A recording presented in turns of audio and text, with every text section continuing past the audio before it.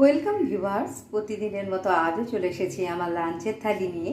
আজ থার্সডে, তাই আজ আমার ভেজ থালি। থালিতে আমি নিয়েছি সাদা ভাত, নিচে একটু লেবু, আর নিয়েছি শসা ও গাজর স্যালাড হিসেবে।